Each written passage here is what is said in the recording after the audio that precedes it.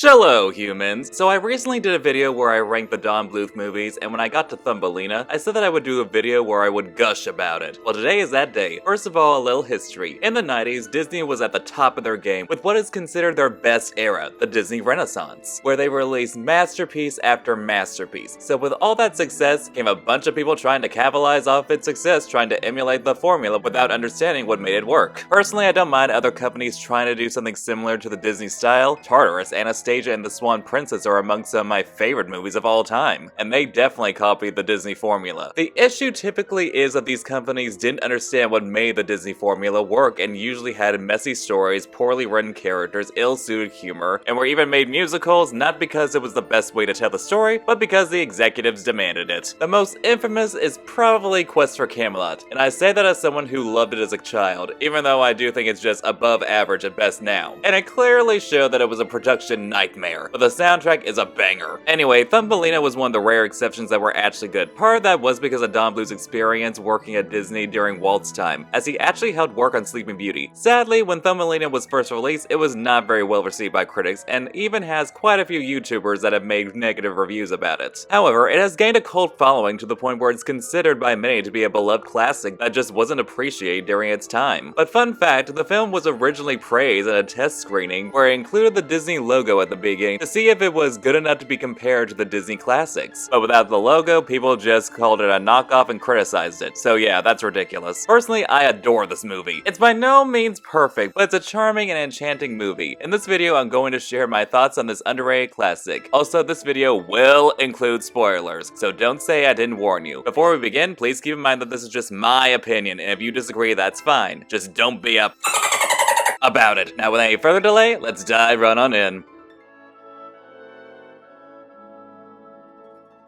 First of all, it should be known that much like Alice in Wonderland, Thumbelina is not an easy story to adapt. In preparation for this video, I read the original fairy tale and even watched some other adaptations, and I can say that Thumbelina is a really weird story. The structure of the fairy tale is flimsy, with Thumbelina just being tossed from one situation to another and either receiving help or conveniently getting out of a situation. Not to mention that in the fairy tale, she doesn't really have a goal like in the movie. She's not trying to get back home to her mother, she never even sees her mother again after she's kidnapped, and just completely forgets about her, or to find the prince, who she doesn't even meet until the end. The way she gets her wings is that they're just tied onto her. It's basically just the protagonist walking around without any motive beyond surviving, while being accosted by creatures trying to marry her. Hans Christian Andersen actually made the story as a satire of the arranged marriage practices during his time. While that's a good idea, the story isn't among one of its strongest assets. A lot of the criticisms of the movie do come from the source material, but it made changes that helped make the film stronger. Thumbelina has more agency by being given a goal of wanting to go home rather than wandering around aimlessly, and she doesn't just forget about her mother. Though I wish we had gotten a proper reunion between Thumbelina and her mother. By having her meet the prince early in the story, named Cornelius in this movie, it allows the audience to get more invested in the romance than if they just met at the very end. Plus, it allows Cornelius to have a more fleshed out personality and be more active in the plot, with him actively searching for Thumbelina, which makes their reunion at the end feel earned. By having the swallow, named Giacomo in this movie, be an active character in the film, it allows the friendship between him and Thumbelina to be more fleshed out. Yes, that causes problems with the many times he could have just flown Thumbelina home, which could have been fixed if he had injured his wing when they first met, but I love the supportive friendship. Plus, had he done that, she might not have grown to be the person she needed to be as the future princess of the fairies. She needed this journey to help her grow into her own person that can make her own decisions. This movie is more lighthearted compared to Don Bluth's movies from the 80s, which I guess makes sense since fantasy movies from the 90s did go for a more lighthearted tone because it was considered more financially safe, with how a lot of 80s dark fantasy movies bombed at the box office. However, I feel like this movie could have benefited from Don Bluth's signature 80s darkness. It would have made Thumbelina's situation feel worse than it already was, and added more to why she feels like everything is so hopeless. Plus, I feel like Don Bluth is at his most comfortable when he does things that have a fair amount of darkness to the story, hence why I feel like his other Disney-esque movie, Anastasia, turned out a lot better because it was in his comfort zone. Though considering Titan AE was also fairly dark, and that's one of his worst films, that's not always the case, but that's more of his executive executive meddling and the screenplay that he had nothing to do with. The more lighthearted tone doesn't ruin the film, but I can't help but wonder what Thumbelina would have been like if it was made in the 80s, which is considered to be Don Bluth at his prime. I will admit that the story is a bit too episodic, though given the source material I can see why. Plus, Don Bluth only had 2 weeks to write the script, but I honestly feel like it still works. It stays faithful to the original fairy tale, but made changes that made it better, similar to movies like Snow White and the Seven Dwarfs and Cinderella. There are certainly some flaws, like how it seems like Thumbelina takes place over a few days, and went from fall to spring in such a short time. But I feel like if they had made it clear that this happened in the span of a few months, it would have been better. However, I can forgive that when you consider that logic was never a thing in fairy tales, with weird things just happening out of nowhere. Fairy tales were meant to teach lessons and weren't rooted in any sort of logic, but rather emotional storytelling. This nuance is lost among modern audiences that take everything at surface level value and question the most insignificant details. And the fact that Hans Christian Andersen wrote the fairy tale as a way to comment on the way women were treated in society and the ridiculous way they did arranged marriages at the time is something your average moviegoer wouldn't even know. But it helps that this is more symbolic, which is why I don't mind that Thumbelina randomly grew wings after she kissed Cornelius. It's a visual representation of her becoming her own person and no longer letting others tell her who she should be or what to do. Plus, how it was done in the original fairy tale made even less sense. I feel like it works as a story about a young girl that is having to find her place in the world and deal with all the trials that many, if not all, women go through. Being seen as an object that is sought after by men, being admired for her appearances rather than what's inside, continuing to be pestered when it's clear that she's not interested, being told to change herself to be considered more acceptable in society, a man misinterpreting something and believing she's his to have, being told that her dreams of true love are foolish and not practical, being exploited for the benefit of others, and caring about the validation of others for things such as her looks. Now, some of these aren't exclusive to women, but these are things that women experience on the regular. This shows that the movie, while an impressionistic fairy tale, has a lot more depth than people give it credit for. My wife actually pointed out a lot of the stuff Thumbelina goes through is something women go through on the regular. She also blatantly said that Thumbelina was trafficked, which she definitely was. Also, I must say that I definitely relate to Thumbelina thinking she was ugly after being called that by the bugs. I've honestly always been insecure about my looks ever since I was 13, because the kids at school would randomly just come up to me and tell me I'm ugly. I honestly thought I was ugly for a majority of my teenage years, and while my opinion on my looks has gotten better in recent years, I just always felt that insecurity. So part of me always heals a little every time I see Giacomo tell Thumbelina that it doesn't matter what others think because she is loved. Though it also helps that she's obviously conventionally beautiful, but that's beside the point. If you want to hear about the nuances of the female experiences in Thumbelina, I highly recommend this awesome video by Yapping About Nostalgia, who, side note, is a fabulous fashionista. Maybe it's because we've been saturated with a bunch of meta movies that don't take themselves so seriously, lack sincerity, and always poke fun of past movies, but I love how this plays itself like a true fairy tale. It's expected since this came out before the deconstruction of fairy tales era, but that just makes me appreciate it more. When people say that this movie blatantly rips off Disney and just wanted to capitalize off the Disney formula, I have to disagree. Keep in mind that one of the reasons Don Bluth left Disney was because of the lack of magic with the lackluster projects that were being released after Walt Disney's death. So of course he'd eventually do a fairy tale musical, since it was Snow White and the Seven Dwarfs that got him interested in being an animator to begin with. He wanted to bring back that magic. Even before the Disney Renaissance happened, he had plans to adapt stories with a very Disney-esque vibe to them, though they sadly never happened. He even wanted to do Beauty and the Beast, but canceled it when Disney announced that they would be making it. So I don't think he made Thumbelina as a way to capitalize on the Disney Renaissance like many other Disney knockoffs. Plus, this movie seems to have more of the vibe of the fairy tale movies released during Walt's time rather than the Disney Renaissance. There's a charm to this movie with its simplistic approach that gives it a timeless feel rather than something that feels of its time. The romance is honestly super cute. I'm aware that the romance is on the simple side and isn't going to be as complex as something like Beauty and the Beast, Pocahontas, or Aladdin. However, I don't see anything wrong with that. It's playing into the impressionism and idealism of fairy tales. Well, the revised fairy tales. The original versions of fairy tales were pretty dark and twisted. The love at first sight trope gets a lot of flack for how unrealistic it is because people lack the basic understanding that this isn't how real life works and think kids will believe that this is how love works. Even if they do, they grow out of it, and I've yet to meet a person with this mindset. Besides, sometimes you don't have to know each other long to know that you want to marry someone. For example, Nephi Garcia, aka Designer Daddy, actually got engaged to his wife Bethany after knowing her for a few weeks, and over a decade later, they're still happily married and have many beautiful children. Plus, while it's simple, there's still a basis for a relationship with these two. When he first sees her, he doesn't comment on her beauty like other men pursuing her, but rather her beautiful singing voice. Singing can honestly show a lot about someone's personality, and he was entranced by it. He didn't even comment on how strange it was that she didn't have wings or even ask why she didn't have any wings. He was just charmed by her. Thumbelina finally didn't feel like she was so strange anymore due to finally finding a man her size that treated her well, and unlike the men that she'd meet later, wouldn't objectify her or treat her as an object, but rather just a person to be loved and respected. I'll certainly take a simple romance over the flawed man-child that belittles the woman that's expected to fix him. Their love is the driving force of the movie, and it was smart to have them meet early on so that we could get invested in it and actually care when they get separated to the point where we want them to find each other. Their love is so deep that when she believes him to be dead and is about to marry Mr. Mole, she gets visions of him almost like she knows that he wouldn't want her to do this and would want her to be able to move on and find love again. After all, if something happened to me, I'd want my wife to move on and find love again, because true love is wanting the person you're with to be happy no matter what. Is the writing of Thumbelina perfect? No. But is the writing bad? Also no. It has its flaws, and I feel like to fix it, it would require a heavy rewrite of the original fairy tale similar to what was done with The Little Mermaid and Beauty and the Beast. However, I can't fault Don Bluth for being faithful and just making changes that do make the story stronger than the source material. The story certainly has a lot of charm to its simplicity, which I feel modern films are lacking with their overly written plots. But I will admit that this is the section I had the hardest time talking about when writing the script for the video, because of how the story is very episodic and flimsy. That doesn't make the story bad, far from it, but it does make it difficult to talk about. But there's still a lot of strong things about the story, but a lot of new ones I think people take for granted. Plus, other elements of the movie help elevate it to a masterpiece.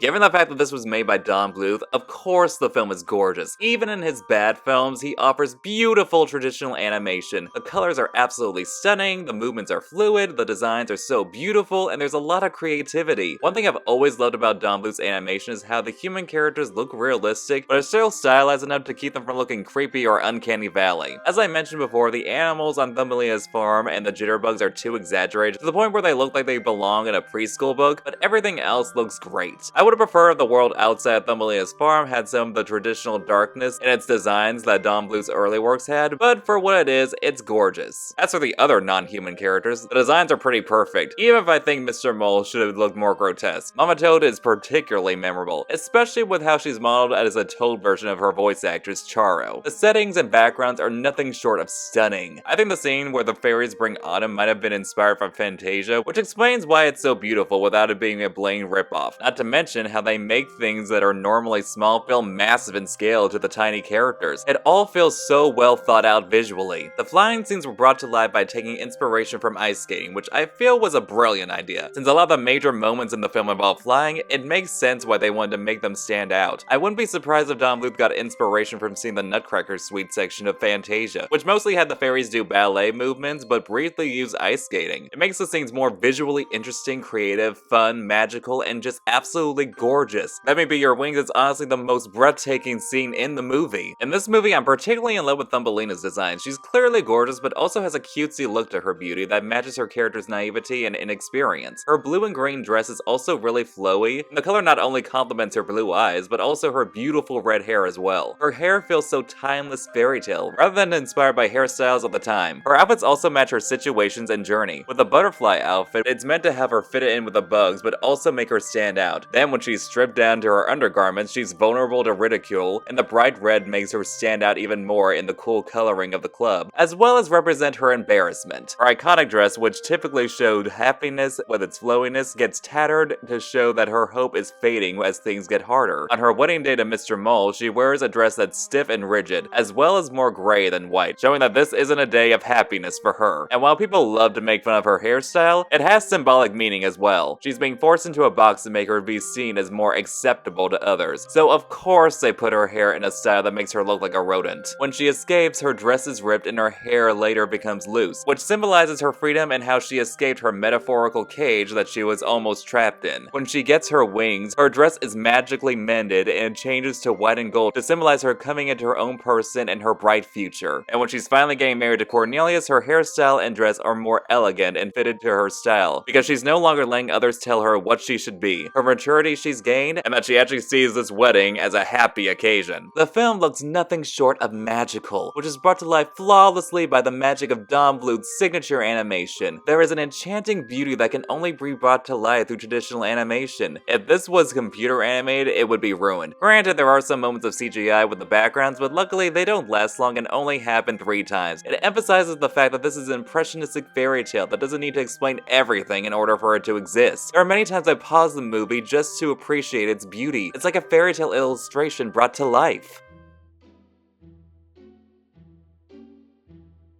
I've often said it doesn't matter how great everything else is if the characters we're following aren't likable. Luckily, these characters are so entertaining and help make the experience engaging and memorable. It also helps that it has an absolutely stacked cast that helps bring these characters to life. Carol Channing, Gilbert Gottfried, Kenneth Mars, June Foray, Charo, Barbara Cook, John Hunt, Will Ryan, Joe Lynch, Gary Imhoff, and the icon herself, Jodie Benson voicing the titular character. They even got Tony Jay voicing a minor character with a cow. With a cast like this, it's no wonder these characters are so great. I'll get the characters I'm not so fond of out of the way. The main antagonist, Grundle the Toad. I'm sorry, but I refuse to take a toad dressed like a clown seriously as a villain. He's not very interesting and is pretty incompetent. He's just a simpleton and doesn't come off as intimidating in the slightest. Yes, he's a way of representing how men will often take basic kindness from a woman as proof of her being in love with him and how men like to think of women as property, but come on, they could have made him a lot more confident and threatening. He's just lame. The other characters I'm not so fond of are Thumbelina's 3 jitterbug friends, whose names I can't even bother to remember because they're just so pointless. They have one scene where they're useful, but Dawn could have found another way to save Cornelius without using these 3. They're not actively annoying, but are just unmemorable. Luckily, the rest of the characters are a ton of fun. The Beetle has a lot of charm and charisma to him with his high energy, fast talking, and wonderful performance from Gilbert Gottfried. Mr. Mole has a lot of class to him and represents everything Thumbelina is the opposite of. Greedy, hates the light, doesn't care for other creatures, and materialistic, which makes him the worst possible match for her to marry. Thumbelina's mother is such a caring and sweet woman. I love how she does her best to encourage Thumbelina to never wish to be anything other than what she is. Something a lot of parents to children who are different can relate to. She never comes off as condescending, but instead loving and trying her best to comfort her daughter who has a lot of baggage for obvious reasons. Hero is so sweet. Cornelius's parents are pretty fun and enjoyable. Plus, it's nice to see Kenneth Mars as a more understanding parent to the reckless redhead for once. I know a lot of people really hate Giacomo, but I honestly don't. Yes, he could have flown Thumbelina home this whole time, and while he was annoying when he ignored Thumbelina when she was visibly upset in the scene in the tunnel, he's a good and supportive friend, providing comfort and encouragement when Thumbelina needs it. Plus, he's honestly charming and fun in my opinion. He doesn't rank up there with the top tier supporting characters / comic reliefs in animated movies, but he's likable, though I understand that he's not for everyone. Then we have Mama Toad and Miss Fieldmouse, both of whom I think should have been the main antagonists of the film. Both feel like two sides of the same coin, with how they both want to exploit Thumbelina by acting like faux mother figures, but go about it in different ways. Mama Cho tries to make everything she does seem fabulous and paints kidnapping Thumbelina as a way of helping her become a big star when she just wants to use her voice and marry her off to her pathetic son that looks older than she is. She's boisterous and flamboyant to hide her sinister intentions that are obvious, even trying to paint marrying Cornelius as a way of getting in Thumbelina's way just so she can marry her off to her son and keep the money she earns in the family, never even acknowledging anything Thumbelina has to say. She's a lot of fun. It's clear how she managed to manipulate Thumbelina. Meanwhile, Miss Fieldmouse comes off like she's a sweet and caring person, but is really manipulative, passive-aggressive, a guilt tripper, and a gold digger. When she upsets Thumbelina by revealing that Cornelius was dead, she tries to deflect blame off herself by insisting that she sometimes says things without thinking. It ignores her feelings by saying Thumbelina is still young, that there will be another, and that nobody's perfect. She then forces her to come to see Mr. Mole to sing to him when she's clearly upset and guilt trips her for not wanting to. She clearly wanted to marry Mr. Mole for herself, but he preferred Thumbelina, and she was willing to settle for being paid to arrange the marriage. She manipulates a vulnerable Thumbelina to forget about love and to choose a certain and stable future instead, since women are told that they need to choose one or the other when they can have both. Also, fun fact, Carol Channing was actually one of Don Bluth's favorite actors to work with, along with Angela Lansbury and Anastasia. Both characters are horribly manipulative, controlling, arrogant, and toxic people, but that's part of what makes them so much fun. Yes, they're terrible people, but they're undeniably entertaining entertaining and fabulous. Cornelius is a great character that feels like they took the Prince Charming archetype but updated it to make him more fleshed out as a character. I love how devoted he is to Thumbelina and how he refuses to give up until he finds her. And as I mentioned, he didn't pay attention to the fact that she didn't have wings, which might have made her be considered an outcast among the fairies. He just loved her and wanted to share it with the world. He's fun, mischievous, brave, determined, kind, caring, and absolutely devoted to Thumbelina. He's not just a love interest, he's a likable and interesting character in his own right. We need more of men like him in media today instead of the arrogant man-child that snarks on the female characters because Poseidon forbid a man treat a woman right. Cornelius is such a wonderful character that boys should aspire to be like. As many of you have noticed, I've saved the best for last, the titular character herself, Thumbelina. A lot of people criticize her for just whining about how impossible things are and having no agency. These criticisms to me always came off like victim blaming. The girl was literally taken from her home by someone who wanted to traffic and exploit her. She's constantly being accosted and forced into an arranged marriage, nearly drowns, is in a world she's unfamiliar with, is the size of a thumb, almost freezes to death, and later believes that the love of her life is dead. Let's see how any of you would react in her situation. I know I would be crawling into a hole of hopeless despair if I was her, though it doesn't help that I suffer from depression in general. Her story is of a girl that is thrown into a world that is telling her what to do and who she should be, but she needs to make her own decisions and learn her own self-worth. And for those saying that she doesn't develop, it's subtle but it's there. First of all, there's the fact that she saved herself from her situation by refusing to be in a loveless marriage where she'd be considered property by someone who cares only about material things. She chooses to leave, and when she re-enters the world above, acts like someone who just escaped from being put in a prison by embracing the sun. Not to mention, she got bolder and more assertive with her interactions with Grundle and the Beetle, being more assertive with the way she tells the Beetle that she's not his toots compared to before where she was still more passive, as well as being more assertive when telling Grundle that she won't marry him and even kicks him when he refuses to let her leave. Her agency was taken from her and she reclaimed it. She doesn't need to change her personality in order to grow. Plus, she is such a fun character with her playful, caring, sweet, naive, and bubbly personality, brought to life flawlessly by Jodie Benson, who makes every character mermazing. She can elevate anything with the brilliance of her talent. And while Thumbelina is shown to be a representation of the female experience, I've also noticed that with each rewatch that she's very autistic coded. And since I've mentioned that I'm autistic, I'm going to explain it. First of all, the fact that she's thrown into a world that she doesn't understand and is expected to act a certain way is definitely relatable as Tartarus to us autistics. Plus, she's shown moments of being literal-minded, which many with autism have been shown to be, such as when she thinks that when Mama Toad is talking about how she's going to becoming big, that she means that she'll literally become human size. Or when the Beetle says for them to wing it, she says she can't because she doesn't have any wings. And while it's not a strictly autistic thing, Thumbelina constantly has people telling her what to do, who to be, manipulating her, and taking advantage of her naivety. It's similar to how because autistics aren't very good at reading social cues, people try to take advantage of us. Plus the moment when she puts her foot in her mouth by saying that Cornelius has a funny name without thinking. That's definitely something a lot of autistics have done. Not to mention that with her not having wings until the very end, she would be considered an outcast even among people her size. Similar to how autistics are treated as outcasts growing up. And this is more of a personal thing, but her feeling of wanting to be quote-unquote normal is something I've often felt because of my autism, because it has often gotten me in trouble. Whether it's saying the wrong thing, getting overwhelmed, not understanding something that I feel someone my age should understand, sensory issues, or not understanding social cues. And when I try to explain why I act the way I do, I'm often told to stop using my disability as an excuse, when I'm not trying to, but simply trying to explain why I acted the way I did so they understand. As I hate when people use autism as an excuse. After all, while the disability does affect us in a lot of ways, there's only so much you can blame on it. I prefer to be called out so I can improve, but I also feel the need to explain, not as a way to deflect blame, but so others can understand why I acted the way I did. But I'm getting a bit too personal. Anyway, it's why Thumbelina's moment of saying that she wishes she were big honestly makes me cry every single time. Much like Thumbelina, I often feel like there is no place for people like me in this world, so it's why I can't help but root for her and be happy when she wins in the end. So yeah, the characters are so much fun and the protagonist herself is more layered and deep than people give her credit for.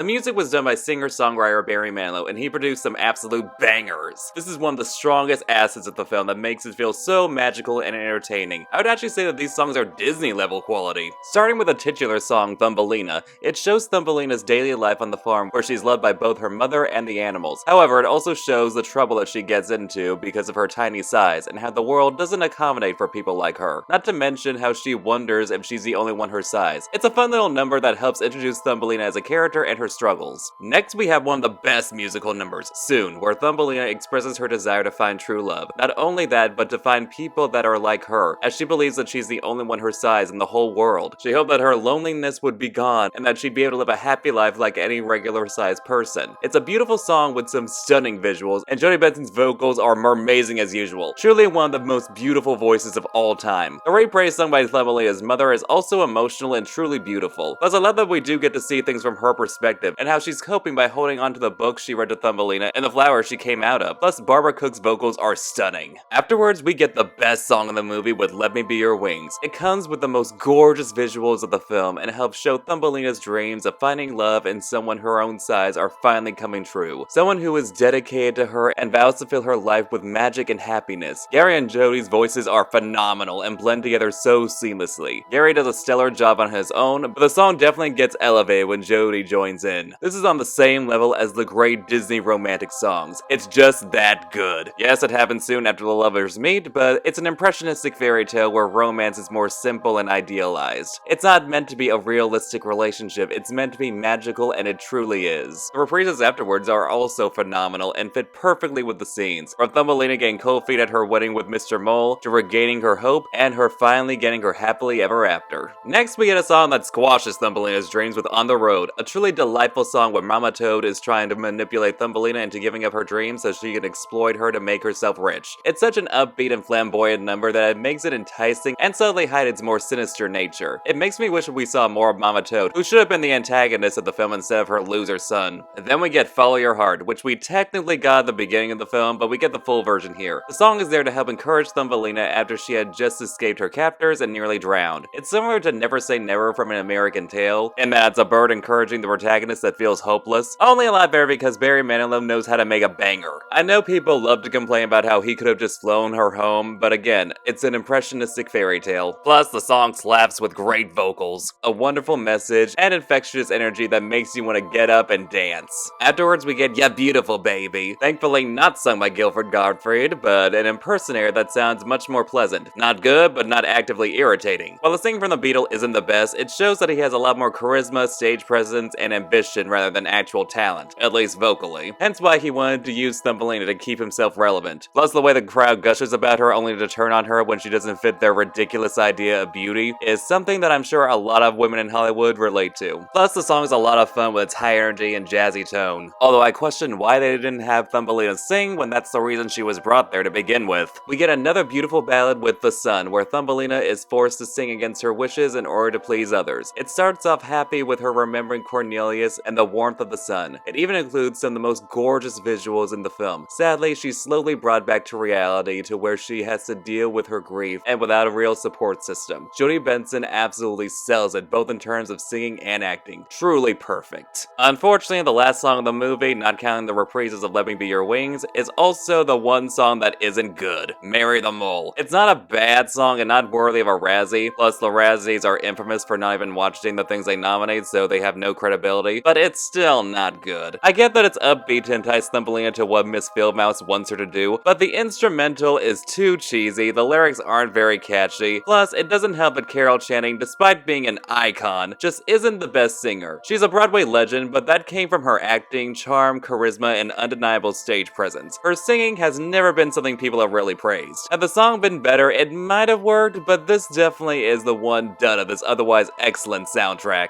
But ignoring that one hiccup, the soundtrack is truly phenomenal. The score of the film is also gorgeous and makes the film feel so magical. Even though it's not as good as the soundtracks from the Disney Renaissance, it's still amazing. It's surprising that Barry Manilow had no prior experience in musical theater because he did an excellent job with the songs. He continued creating more bangers with The Pebble and the Penguin, and while the film is above average at best, the soundtrack slaps. Disney, hire Barry Manilow. In conclusion, Thumbelina is an underrated masterpiece of a movie that, while it still has its haters, I'm glad also has has a lot of fans that love and defend it. While the story has some flaws, it does improve from the source material. Has gorgeous animation, fantastic characters, an amazing protagonist, a wonderful romance, and a phenomenal soundtrack. Is it as good as the Disney Renaissance? No. But if I were to rank this among the 13 official Disney princess movies, I'd rank it above Brave, Moana, Tangled, and The Princess and the Frog. I'd even rank it above a lot of the films from Walt Disney's time. It's not perfect, but it has a timeless feel to it that is absolutely enchanting with a lot to offer that its haters like to give it credit for. Plus, it has that magic that's been missing from Disney's more recent projects. It's a beloved cult classic for a reason. It's proof that truly good movies eventually find their audience, and I hope more people will watch it and become fans of it so it can take them far beyond the stars. And those are my thoughts on Thumbelina, so what did you guys think? Did you agree with what I said? What are your thoughts on Thumbelina? Let me know in the comments. Please like, share, comment, and subscribe if you haven't already, especially if you want to support me so I can do this as a full-time job, which I would really appreciate. If you want to show some extra support, you can send me money through the YouTube Super Thanks. You can also check out my other social media accounts in the links below. I'm the Wicked Merman from Under the Sea.